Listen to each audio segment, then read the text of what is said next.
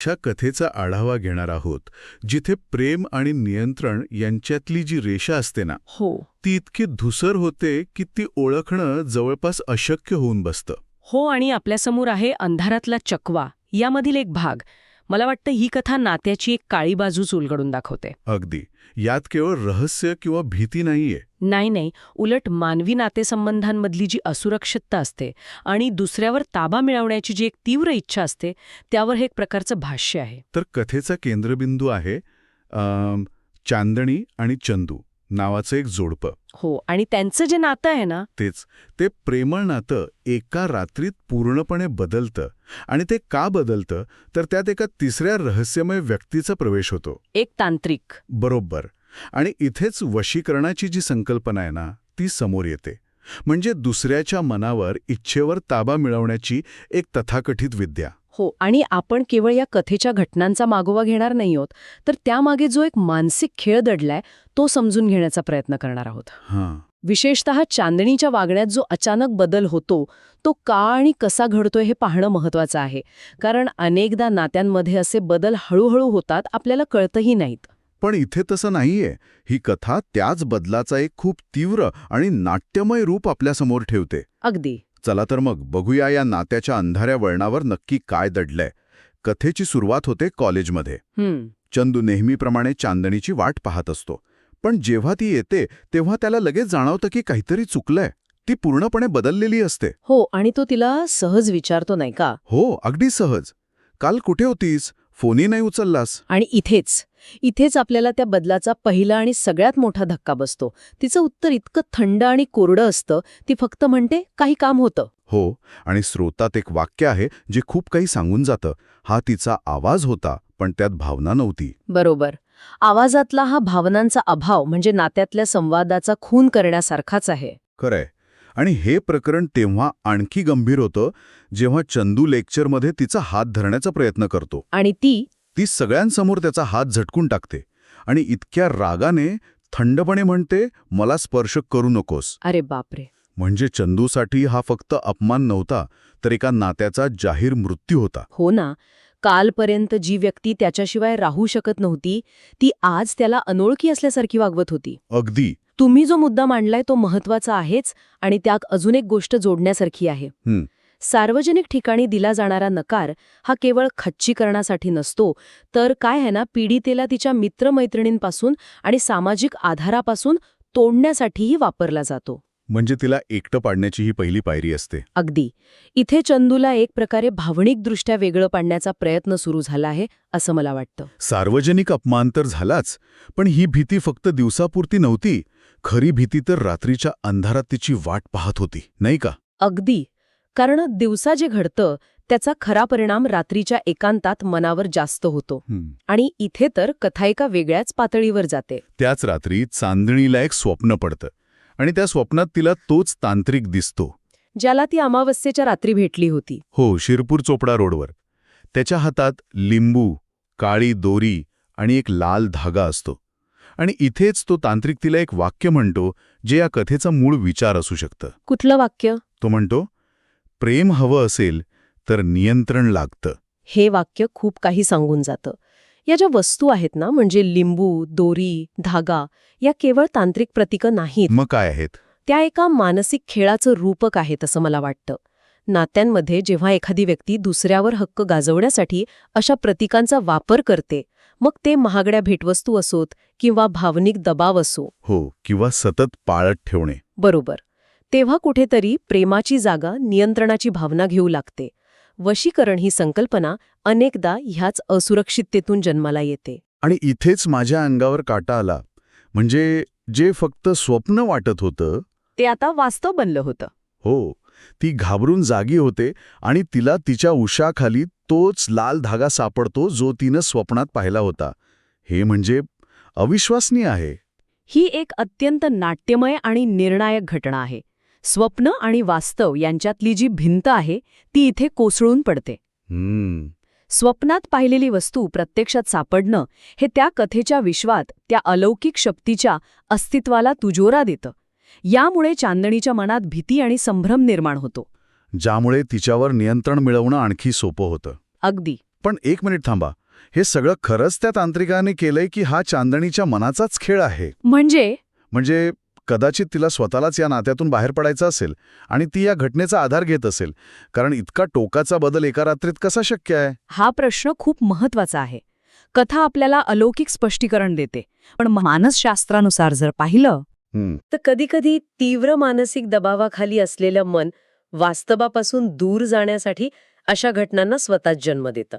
याला सायकोसोमॅटिक प्रतिक्रिया म्हणतात. अच्छा. कदाचित त्या तांत्रिकाची भेट तिच्या मनावर इतकी आदळली असेल की तिच्या मनानेच स्वप्न आणि वास्तवाची ही सांगड घातली. पण कथेनुसार हा सरळ सरळ बाहेरील शक्तीचा प्रभाव आहे. या घटनेनंतर कथेची मांडणी आपल्याला एकाच वेळी 2 ठिकाणी घेऊन जाते, जी खूप प्रभावी आहे. हो, एकीकडे चांदणी तो लाल धागा हातात घेते आणि तिचे डोळे आपोआप मिटतात.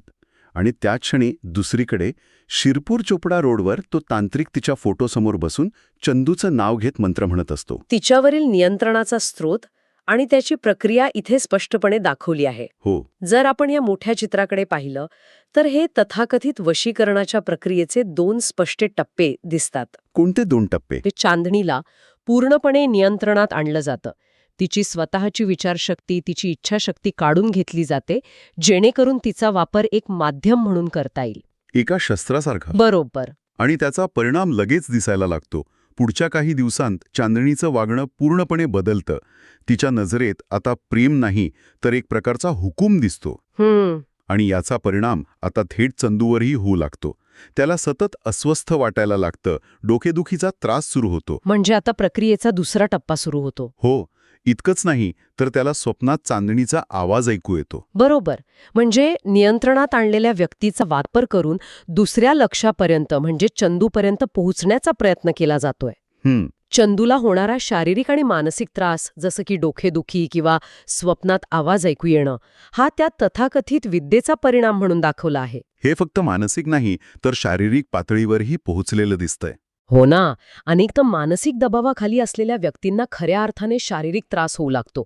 आपण त्याला स्ट्रेस इंड्युस्ड सिम्पटम्स म्हणतो. इथे चंदूची मानसिक स्थिती कमकुवत करून त्याला सोपं लक्ष बनवण्याचा हा एक भाग आहे. हो. त्याला स्वप्नात चांदणी ये अशी हाक मारते. तो घाबरून उठतो, पण खोलीत कोणीच नसतं. हे सगळं खूपच अस्वस्थ करणारं आहे. एका व्यक्तीच्या माध्यमातून दुसऱ्या व्यक्तीच्या मनावर आणि शरीरावर परिणाम घडवून आणला जातोय. नात्याचा वापरच एका शस्त्रासारखा केला जातोय. अगदी. आणि हेच या कथेतील नियंत्रणाच्या खेळाचं स्वरूप आहे. हे प्रेम नाही, कारण प्रेमात दुसऱ्या व्यक्तीच्या स्वातंत्र्याचा आदर असतो. इथे स्वातंत्र्याचा पूर्णपणे अभाव आहे. आणि चंदू आता एकटा पडला आहे. त्याला समजतच नाहीये की नक्की काय घडतंय आणि कोणाशी बोलावं हेही कळत नाहीये. आणि मग कथेचा शेवट एका निर्णायक आणि भीतीदायक वळणावर येतो. एक दिवस चांदणी चंदूला मेसेज करून त्याच शिरपूर चोपडा रोडवर भेटायला बोलवते. एक मिनिट, त्याच रोडवर? हो, त्याच रोडवर. आणि वेळ कोणती? तर पुन्हा एकदा अमावशीची रात्र. म्हणजे हे एक वर्तुळ पूर्ण झाल्यासारखं आहे. बरोबर. ज्या ठिकाणी आणि ज्या रात्री या खेळाची सुरुवात झाली होती त्याच ठिकाणी त्याचा शेवटचा टप्पा रचला जातोय. हे एका गुन्हेगाराने गुन्हा घडलेल्या ठिकाणी परत येण्यासारखं आहे. जेणेकरून अंतिम घाव घालता येईल. स्थळ आणि काळ या दोन्ही गोष्टी इथे अत्यंत प्रतिकात्मक आहेत. तो तिथे पोहोचतो. अमावस्येच्या अंधारात चांदणी एकटीच उभी असते. ती त्याच्याकडे पाहून हसते, पण स्रोतात म्हटल्याप्रमाणे ते हसू त्याचं मन गोठवणारं असतं. त्यात आपलेपणाचा, प्रेमाचा लवलेशही नसतो. काहीच नाही. ते एक यांत्रिक हसू असतं. आणि त्याच क्षणी त्याला झाडामागे लपलेला तो तांत्रिक दिसतो. सगळं चित्र स्पष्ट होतं. या दृश्यात चांदणी आता केवळ एक बळी नाहीये, तर ती त्या तांत्रिकाच्या हातातील एक शस्त्र बनलेली दिसते. बरोबर. तिचं हसणं हे तिच्या स्वतःच्या इच्छेचं नाही, तर तिच्यावरील नियंत्रणाचं प्रतीक आहे. ती आता एक स्वतंत्र व्यक्ती उरलेली नाही. तिचं शरीर तिथे आहे, पण तिचं मन, तिची आत्मा तिथे नाहीये. ती एका बाहुलीसारखी वापरली जात आहे. अगदी. आणि मग स्रोतातील शेवटचं वाक्य येतं, जे या संपूर्ण प्रकरणाचा सार सांगतं. खेळ आता प्रेमाचा राहिला नव्हता, तो वशीकरणाचा झाला होता. हे वाक्य कथेला एका निश्चित निष्कर्षावर आणून सोडतं.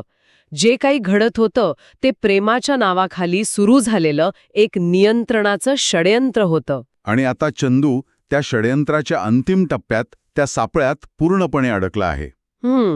तर या सगळ्याचा अर्थ काय? आपण एका नात्याचा प्रवास पाहिला, जो प्रेमापासून सुरू होऊन नियंत्रणावर येऊन थांबतो. हो, आपण चांदणीमधला तो एका रात्रीत झालेला बदल पाहिला, स्वप्न आणि वास्तवातील त्या प्रतिकात्मक वस्तूंचा वापर पाहिला. आणि त्याचा चंदूवर झालेला मानसिक आणि शारीरिक परिणामही पाहिला. प्रश्नावर येऊन थांबते, जो स्रोताच्या शेवटी विचारला गेला आहे. या खेळात बळी कोण ठरणार होता, चंदू की चांदणी? हा, खरंच विचार करायला लावणारा प्रश्न आहे. कारण वरवर पाहता चंदू हे अंतिम लक्ष्य आहे. हो, त्याला त्या ठिकाणी बोलावण्यात आलं आहे, तो धोक्यात आहे. पण आपण चांदणीच्या स्थितीकडे दुर्लक्ष करू शकत नाही. तुम्ही योग्य मुद्दा पकडलाय. चंदू हा त्या हल्ल्याचा अंतिम लक्ष्य म्हणजे टार्गेट आहे, पण चांदणी ही त्या संपूर्ण प्रक्रियेची म्हणजे प्रोसेसची बळी आहे. तिने तिची ओळख, तिची स्वतंत्र विचार करण्याची शक्ती आणि तिची इच्छाशक्ती आधीच गमावली आहे. म्हणजे ती त्या तांत्रिकाच्या हातातील एक शस्त्र असली तरी ती स्वतः एक बळी नाही का? बरोबर. म्हणजे या खेळात दोन्ही पात्र वेगवेगळ्या प्रकारे बळी ठरत आहेत असं म्हणता येईल. एक जण आपल्या स्वातंत्र्याला मुकतोय, तर दुसरा आपल्या जीवावर बेतलेल्या संकटाला सामोरा जातोय. हो, आधीच तिच्या अस्तित्वाचा बळी ठरली आहे. तिची लढाई कदाचित सुरू होण्याआधीच संपली आहे. त्यामुळे हा प्रश्न अधिकच गुंतागुंतीचा होतो. ही कथा एका विचाराला जन्म देते जो आपल्या श्रोत्यांनी नक्कीच लक्षात घ्यावा. नियंत्रणाच्या किंवा मानसिक दबावाच्या कोणत्याही परिस्थितीत ज्या व्यक्तीचा शस्त्र म्हणून वापर केला जातो, ती व्यक्ती अंतिम लक्ष्यापेक्षा कमी बळी असते का? की स्वतःची ओळख आणि इच्छाशक्ती गमावणं हेच सर्वात मोठं, कधीही भरून न येणारं नुकसान आहे? हा या कथेच्या पलीकडे जाऊन विचार करण्यासारखा प्रश्न आहे.